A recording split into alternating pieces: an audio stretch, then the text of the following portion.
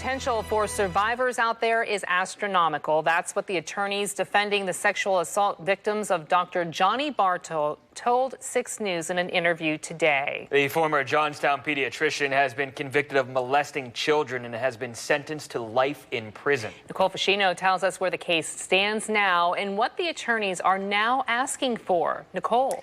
Hi, Jen. Well, you may have seen this advertisement popping up on TV, even social media, or even mailed to your house. So the law firm representing over 100 victims of Dr. Barto is encouraging others to come forward. Even though Dr. Barto was already convicted, there is an additional lawsuit taking aim at medical businesses. Dr. Johnny Barto, a well-known pediatrician in the Johnstown area, has spent the last 4 years in prison, but he still has the rest of his life to go.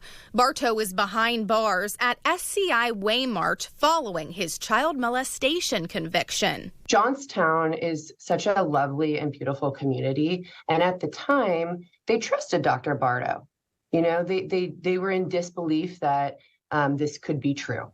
Manley, Stewart & Finaldi is the law firm in California representing the sexual assault victims of Dr. Barto. While they currently represent over 100 of them, the exact number of victims out there could go higher. If you take an average of, you treat, 10 patients a day, you practice 5 days a week, then you go in and do rounds at local hospitals, you can do the math there. It's astronomical, the potential for survivors who are out there. Their current lawsuit goes after 6 defendants, including Dr. Barto himself, Johnstown Pediatric Associates, Laurel Pediatric Associates, Conemaugh Memorial Medical Center, Duke Life Point Healthcare, and UPMC Lee Hospital. Every step of the way, we're asking the hard questions. We're demanding answers on how did this happen? How did it happen for so long?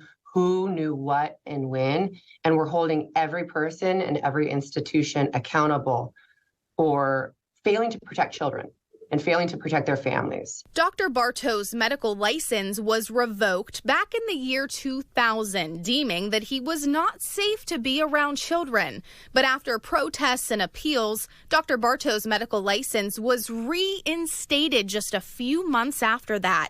He spent the next 18 years following that situation, working with hundreds of children who were just going to see their doctor. Dr. Barto continued seeing patients from 2000 all the way until 2018, when, again, a child spoke up, a child reported her abuse, and this time police got involved and arrested Dr. Barto for her abuse. In the meantime, these advertisements are still popping into people's mailboxes and coming up on social media to encourage other abuse survivors out there to come forward to strengthen their case and promote peace, because the attorneys say even with his life in prison sentence, there is still much more work that needs to be done. I really do think it's empowered others to come forward, and I guarantee there are hundreds, if not thousands, of other victims of Dr. Barto out there.